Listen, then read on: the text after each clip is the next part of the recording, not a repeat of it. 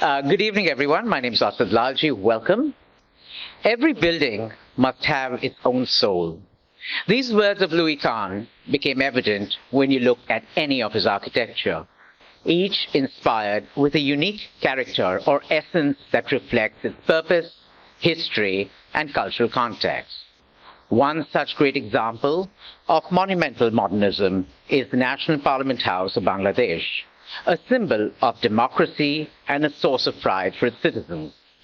Directed by art historian, gallerist, and award-winning filmmaker Sundaram Tagore, Louis Kahn's Tiger City captures the untold story of Kahn's parliamentary complex.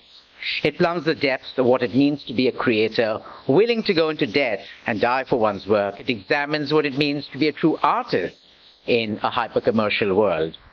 We're excited to screen this film in Mumbai for our audiences, and I'm happy to see such a large number of architects and students in the room, so thank you for making it here. At Avid Learning, we strongly believe in collaboration and are proud to present this evening's event in partnership with the Ministry of Culture, Government of India, the National Gallery of Modern Art, NGMA Mumbai, and the Kalagura Association. A special thanks to the director of the NGMA, Nazneen Banu, and the deputy director, Shruti Das, for hosting us. Apart from its cinematic brilliance, film also deepens the dialogue on the importance of cross-cultural influences, something common in the lives of both Louis Kahn and Sundaram Tagore. This and many other themes will be explored by principal architects Somaya Kalap, SNK, Nandini Somaya Sampath, who will be in conversation with Sundaram after the screening. So to start, please join your hands and welcome our director, Sundaram Tagore. Look forward to a fascinating session. And after Nandini is in conversation with Sundaram, there'll be some question answers. Just, guys, I know the screening is a little challenging, so they've allowed us, if anybody wants, I know Arjun wants to sit in front. You're more than welcome to come and sit up front if you want. Yeah. Thank you for being here. Sundaram? Good evening. Thank you. Thank you for coming. I'm delighted to be back in this beautiful city. I love Bombay as my favorite city in India.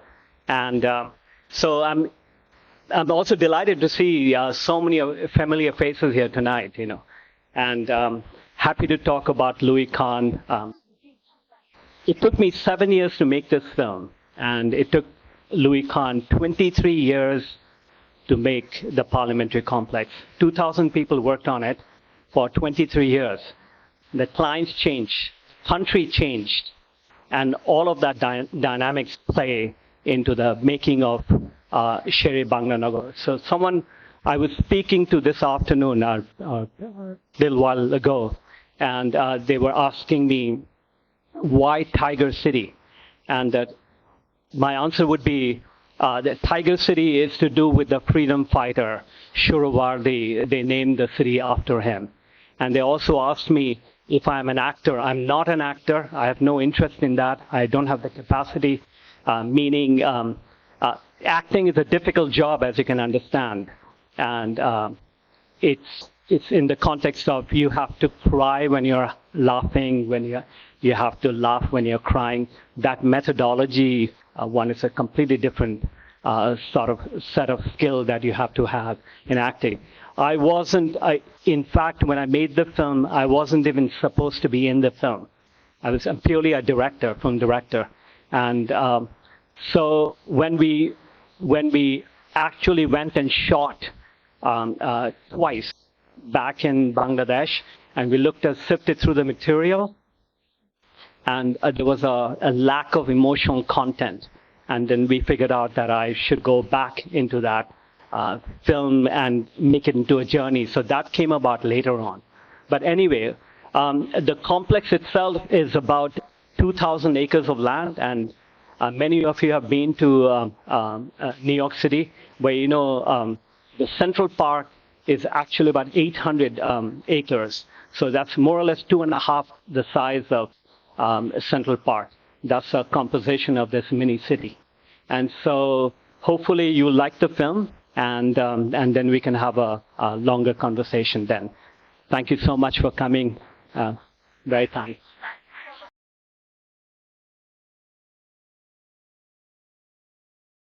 Hi, everyone. Thank you for being here. So we have a very tight session with question and answers, and I'm really looking forward to diving in with Sundaram. Sundaram, we're so lucky to have you here with us in Mumbai to share your work, Louis Kahn's Tiger City. Just a few things. It is a powerful and captivating narrative of a country and an architect, watching the process unfold through time, resulting in the Bangladesh National Assembly building, a magnum opus of Kahn's idea of architecture and an exemplary built form manifesting the narrative and historical landscape of Bangladesh. So I want to dive right in because we have a short amount of time with you. So 14 years of process and travel. Kahn immersed himself completely in his work as well, and we see him being consumed by this project. Was there a similar sense of being consumed over time with the narrative? And as the creators of this immersion, did this immersion give rise to the structure as well? And if you could share with us how that structure evolved. I think you're talking about Kahn, right? About you, but I'm doing parallel with Kahn. So either ways, I think you've shown that immersion. We'd love to learn about your immersion. Well, I won't compare myself to Kahn. He was a genius. And regardless, yes, there was a parallel in the sense that he traveled a lot. He was one of the first great star architects who managed to travel quick across the globe. And in those days, to travel wasn't that easy, as you can imagine. I've had conversations with his architects who've been to Dhaka and used to come to India. And said they were telling me it would take 3 to 4 days to get to a place like India, because you would come from New York, you would land up in London, and you wait for 8 hours, and you get to Rome, you wait there, and so on and so forth. So you can imagine it's not like today catching a bus, just buying a ticket and off you go. And there was a really complexity to that. And I think he died because of flying. He died of DVT. And that's what we found out while coming back from India. But I think what happened, what's interesting to think about Kahn is that he really followed his bliss. And the passion to be an architect, to be a teacher. And you saw when he was interacting with Doshiji that he said he came all the way to Ahmedabad, and then next day he wants to go back because he has a class in Philadelphia that he wants to teach on Monday morning. So that 3 days he wants to go back and teach. Who does that in this day and age? But what's really remarkable, I'm hopefully not digressing, is that students from all over the world landed up in the studio. And they're actually at 501 Walnut Street, literally from all over the world. And when he could pay, he would pay. And there was nothing he could do. And but what he was really interested in imparting those knowledge that he had gathered and through his experience. So he traveled extensively. He met all kinds of people, and he never saw color. One of the most interesting parts is that he's a kind of individual, he didn't see differences in people, whether he connected with those people or not. That was important to him. Yeah, and for that time, that was very immense. Yeah, and can you tell us a little about how the structure developed for the film itself? Because it was over this period of time. Yeah, I was mentioning in the beginning, I mentioned that originally when I wanted to film this, and I started thinking about the structure, and I thought, okay, I need to bring Louis Kahn in the midst of this film. And one of the ways to do it is, which I managed to do a little bit of that through usage of archival footage, but I really wanted animation. But the kind of animation they had in 2012 and 13, it was fairly rudimentary, or it was excessively so expensive. Millions of dollars it would cost me. So I had to bag that, and then I put myself in that. Because otherwise there was a lack of emotional content in there. It became more like a National Geographic film. And I didn't want that when I was sifting through that. I wanted a much more personalized film. What I was really conscious of, because his son had made a movie, and he walks around searching for his father. And I saw that film for the first time, and I didn't want anything to do with that, because I didn't want that. And so I was really concerned with not creating some kind of a parallel kind of a film. But by default, because he ends his film in Bangladesh, he's there for 2 or 3 minutes. So I wanted to tell that story, the complete story. No, absolutely. And I think what was really interesting as architects, because there is this mystery behind Kahn, and all of us recreate so many things in our head, what was very powerful and amazing for us is the bookending, which I've talked to you about, which we'd love to hear about, is bookending this recreation of his death. And you see, these black and white photos of I am spilling out, and then even at the end you find these two sections. So can you tell us a little about that decision to do that? So when he returned, he died at the Penn Station, and I had this conversation with Nandini, and it was very ironic because Penn Station, prior to the new Penn Station, they destroyed one of the grandest architecture you can imagine, something akin to what you have in the Victoria terminal. They totally destroyed that. No one would believe that actually people would take hammer and chisel and break it down. And they built one of the ugliest buildings that you can imagine. It's right. And then Kahn died in that complex. And he loved these kind of building of great mass and monumentality and the architecture of silence and light. And essentially that form of kind of neoclassical architecture, because of it's architecture that when you enter into a building, you become bigger than who you are. That's the kind of architecture that he loved. And he wanted to create that. And then he goes to Penn Station, it's squished. And he want to get out of that building, and he collapses there. For 4 days, no one knew he died. So who was this person, And then the fourth day, they find out because he had scratched out his address in those days. And when they discovered there was front page New York Times worldwide press, one of the world's greatest architects passes away. So it was quite poignant in that respect, yeah. But I forgot. Sorry. No, so I think you linked it up well with the significance of Penn Station, its history and how we ended, but also the significance with bookending the documentary with the strength of that. Yeah, so that's why I took the death in the beginning and the death in the circle, So that was important. And I think we always connected this sense of spirituality with him. And so with that spirituality and, it kind of had this circular effect of the entire film, which was beautiful. The timing during which the building was built, which was 1964 to 82, through the 71 Civil War, even through the death of Kahn in 74, there was a time where Nathaniel says something where he says, working on the project without payment and the impact of war, but there will be a time when this war is over, and he quotes his father, and then they will really need this building. And the power of that narrative of Bangladesh being captured by you, and this idea of the building rising up for democracy, and through this entire time where you see this architect continuing with no payment, but beyond that, was that one of the narratives which was really interesting that you kept discovering as you went through all these pieces? Yeah, so this journey was essentially my own discovery about Kahn.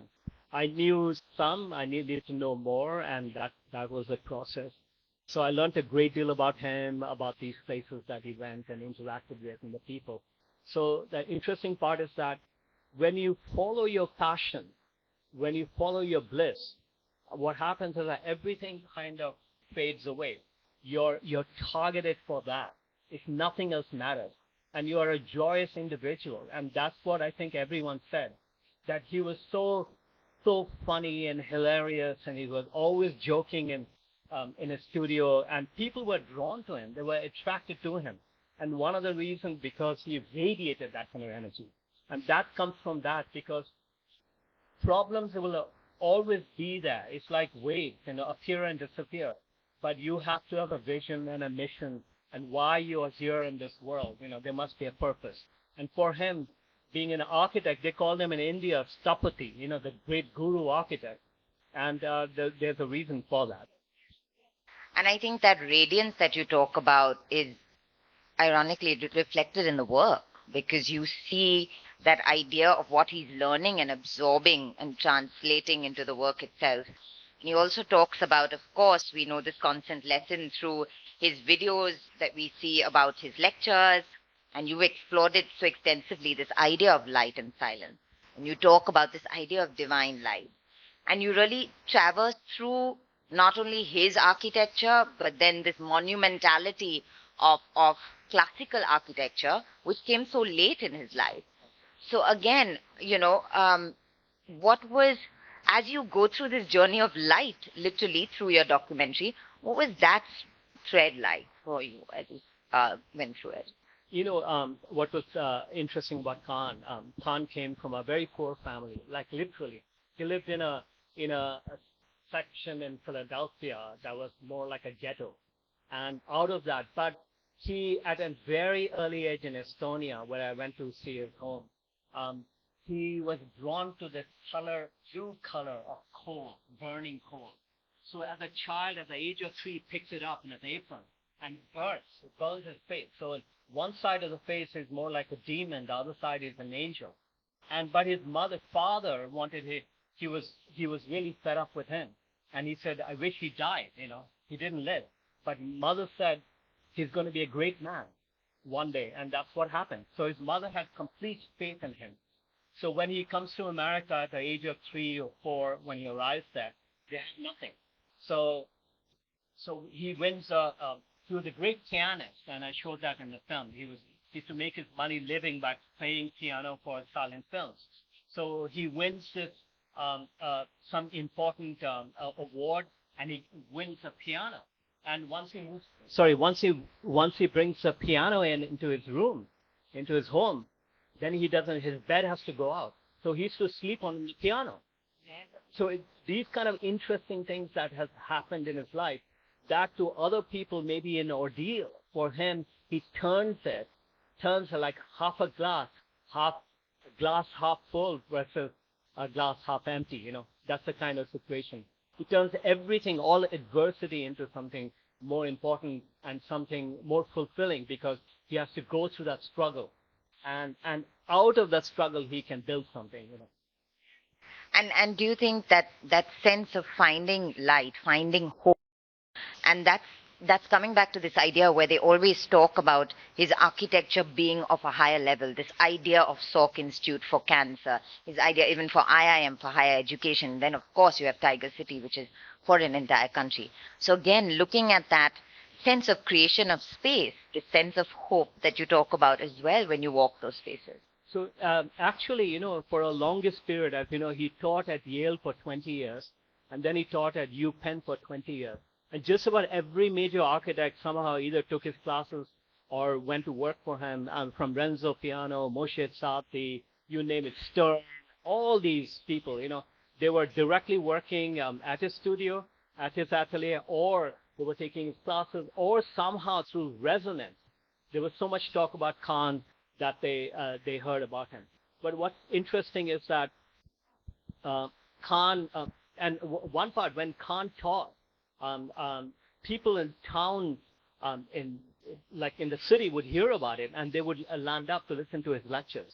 It was unbelievable, So it was quite profound and impactful in terms of the way he communicated, the way he taught, and the kind of deep legacy that he left behind. I kind of lost your question. You're going to forgive me. No, these are all interesting facts where you start uncovering these layers that you hear about.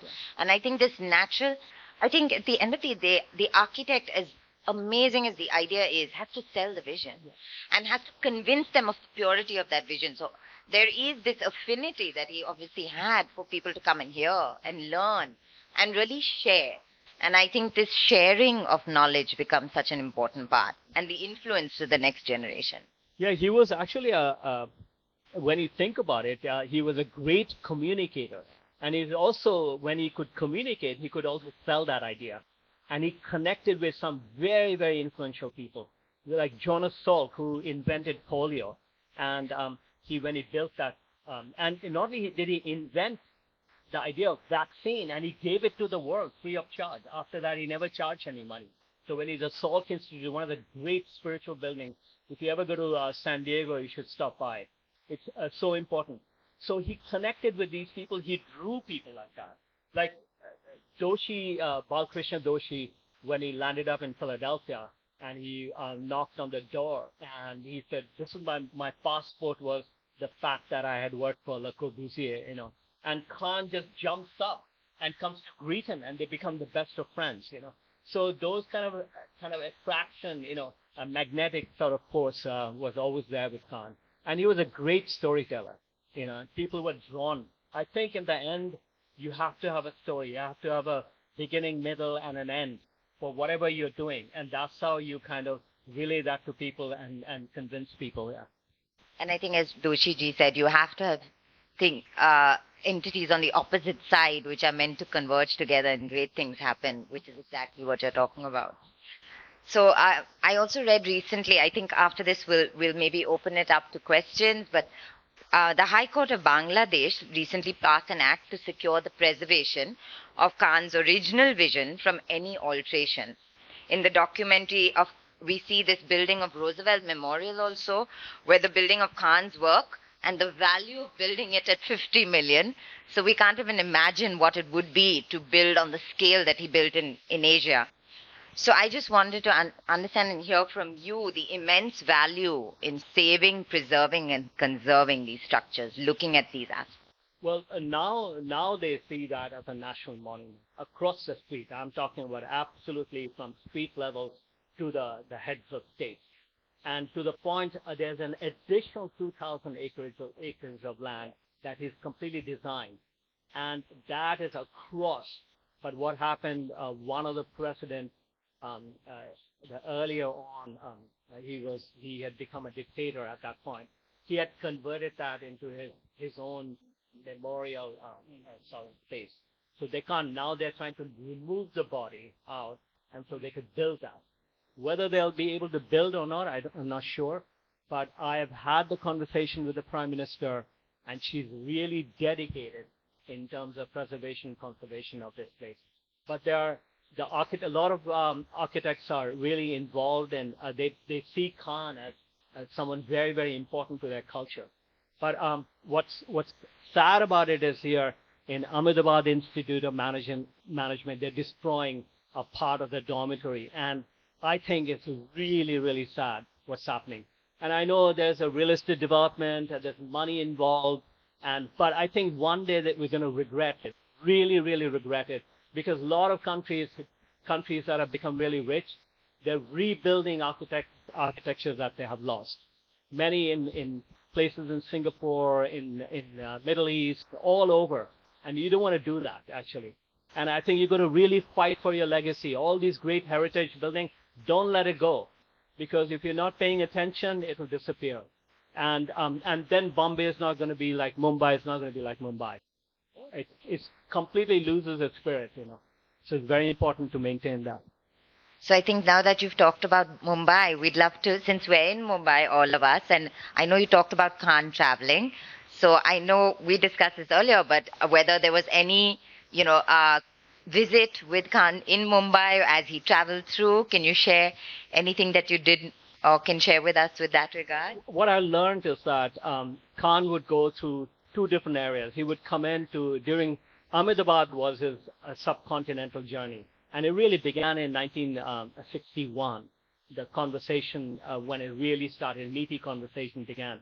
And by the way, Ahmedabad, the Institute of Management, which he built, he did not charge a single penny, only the cost of actually producing those books, or what do you call a drawing and flight and so on and so forth. So it's truly, it was a gift to this nation, gift to the people. And that's one part. So he would travel from the western side, he would travel through Bombay, he would stay here and then catch the train to Ahmedabad and the reverse road. So he came and he spent a lot of time in Bombay. He had lots of friends, architects who were friends, who had worked with him in Philadelphia and also worked with him for the project here in Ahmedabad. So he would be with people, in a very joyous context. But I don't know the exact detail what the process. But I know he went to Ajanta and Ellora, and he went to Chandigarh. He went to some of these places, and he went and saw Lachin's building, the Delhi. The parliamentary complex of the presidential palace. Initially, he did not like it, but when he encountered it, he did love it. Yeah. And then we see when he transitions to the east from the west, of course, he has these individual buildings that he starts, and you do talk about how the success comes so much later. There was almost him being destined to build in the East because there was such a connection. And then he has this opportunity to build these very large commissions. So can you tell us a little about that? So I did mention that in the first, the Pakistani government, because Bangladesh was East Pakistan, at that time, Muzarul Islam, and I wasn't able to bring him in the film, actually, which I'm going to do it in second cut, because what happened is that when I went to interview him, he was really sick. And then I went and repeatedly, I went back to the archives many, many, many times, and they wouldn't reply to my emails, or then I sent a scout out there to get the archival footage. I couldn't get it. And that's the part I need to. So Muzarul Islam was a student at Yale University, and he became the chief architect of the Pakistani government. And he was actually from East Pakistan. He's the one who reached out to Kahn, and he said, would you design Islamabad and the Eastern Capital Complex? And Louis Kahn picked up the phone, when do I start, So it was a completely different approach from Le Corbusier or Alvar Aalto, what happened, So those connections really brought him from there to here. I mean, something just comes up to mind.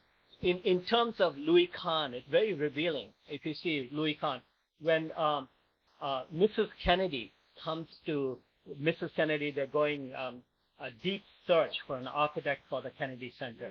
And they're sort of running around, and she travels through all these places, meets all these great architects, and they're coming to Louis Kahn, and she said, what do we do? Do we need to paint the wall? So what they ended up doing is that essentially getting new ashtrays. And so then IMP, when they go to IMP had done enough research to find out what kind of flowers Mrs. Kennedy liked. And when Jackie Kennedy arrived, an entrance of the building, Mr. Kahn, those are my favorite flowers, and that's the beginning, and that's the kind of, so what I'm trying to say is Louis Kahn was a little bit, he was, of course, more like a mystic, philosopher, architect. He was willing to do so much for the client, but after that, he wasn't willing to compromise. Yeah. That was it. But there are other architects who would have to. I mean, I know, because architecture, you need clients, you need patronage. Without that, you're not going to build anything. So you have to do whatever you need to do in order to get that built.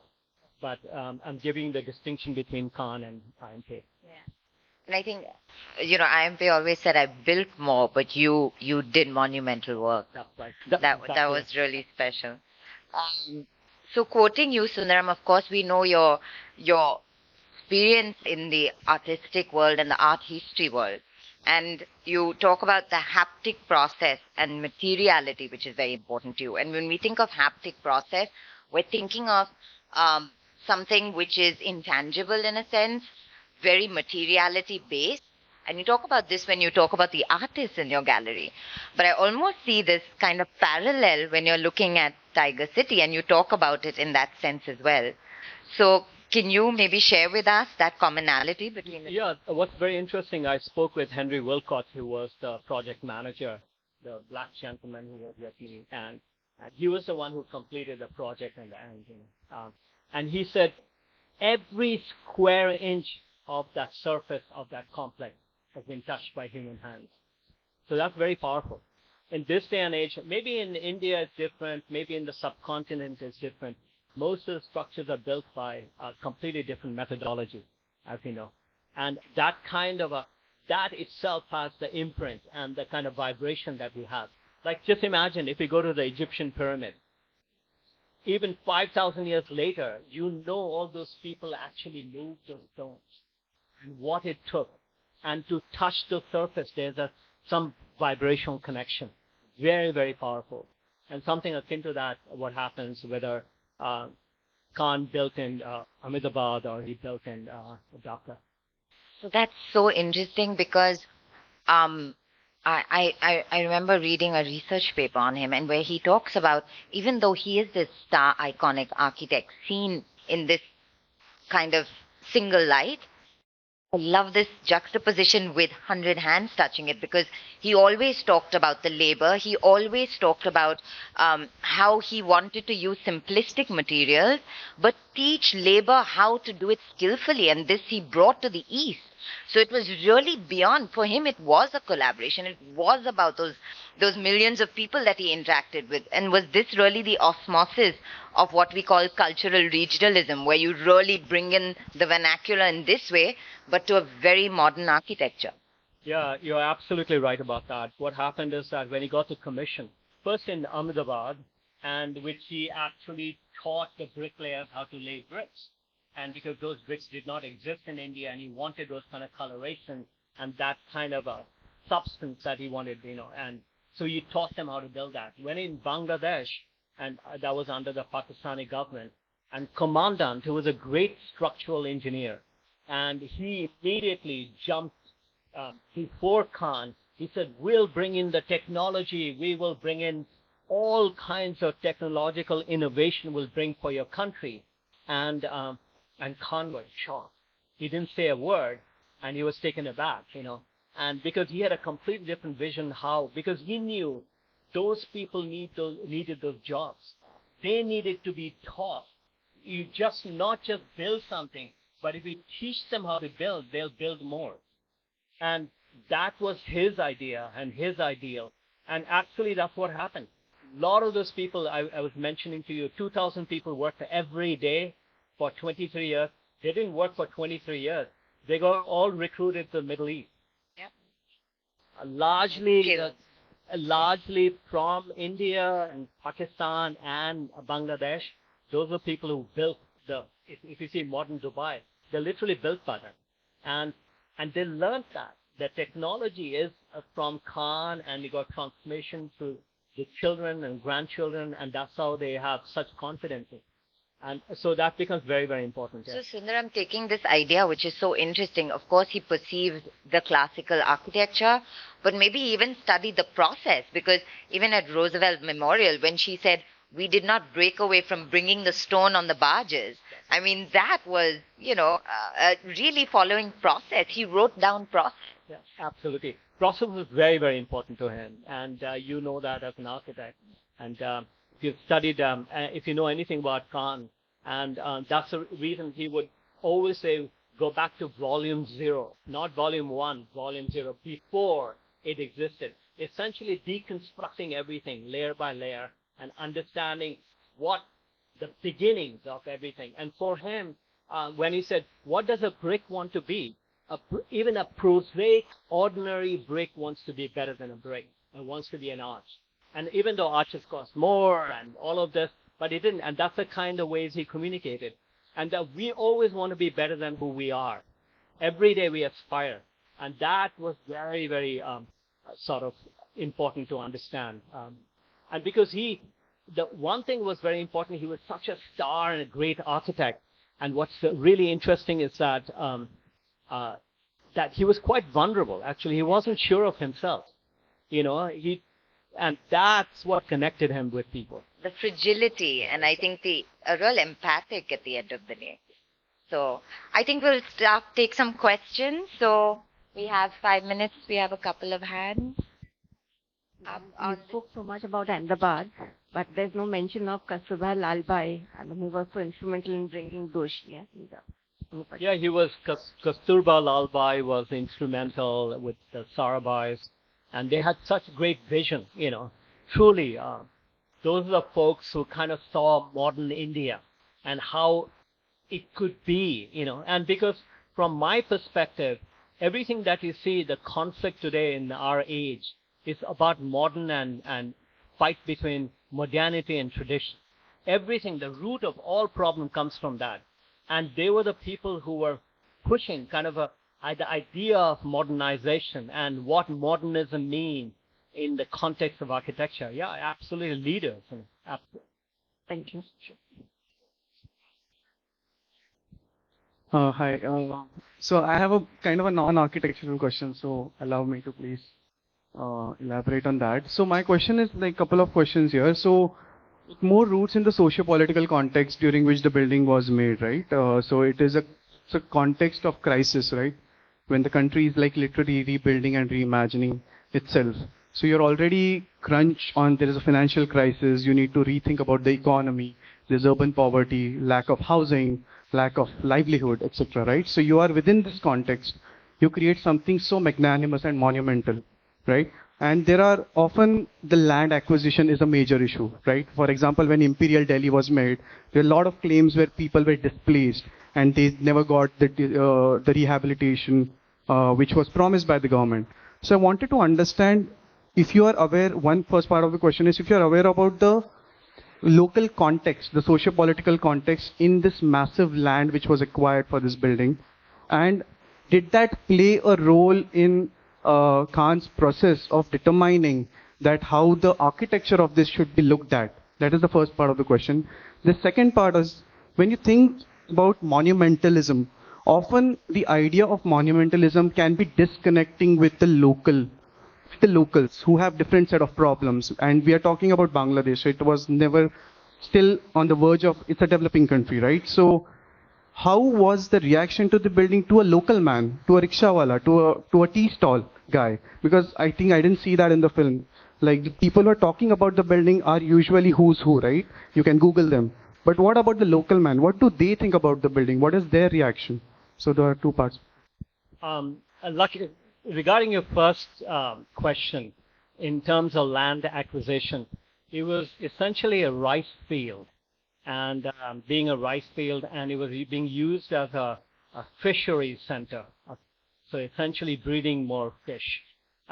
So that was not an issue, non-issue, in terms of, because he was given, I think Henry Wilcox talks about that he was given 200 acres of land, and he immediately said it's not big enough, large enough. So because it was outside the city, purely outside the city, so they could get more land. And that wasn't a problem at all, And so that was one part. The second part of the story is that how do the kind of street level people feel about the building? Now they see it as, initially, as you can understand, they found this raw concrete forms, little bit distant, right?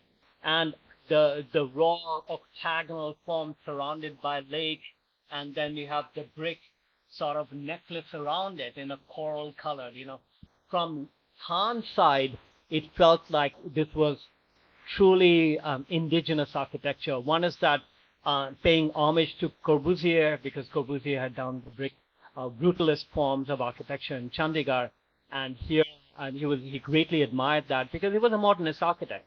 He was being true to himself. But within that, every 5 feet he inlaid with Mughal marble, and that was a reference to Mughal architecture, bringing in that relationship. In today, when you go there, they feel that this building was for them, the local people, and they absolutely accept it, not only accept it, they celebrate that structure. Because if you look around it, they have created the plaza. The plaza is very, very Mughal. And all kinds of brick building, except the parliamentary complex, it's of human scale. And that brick architecture, any village in the subcontinent, that it has people produce brick today, and so they could connect with that. And one more point, which is very important actually.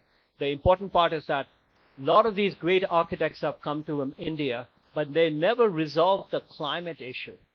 They never really tackled the climate issue. They talked a great deal about it, but never. But Louis Kahn actually did. And what he did was he created an extra skin outside the building, and then he created those huge cutouts. So what happens is that you have this deflected light pouring in from the cutouts, and then deflecting through and then penetrating the building, and that softens everything. The harshness disappears, and that's really, really beautiful.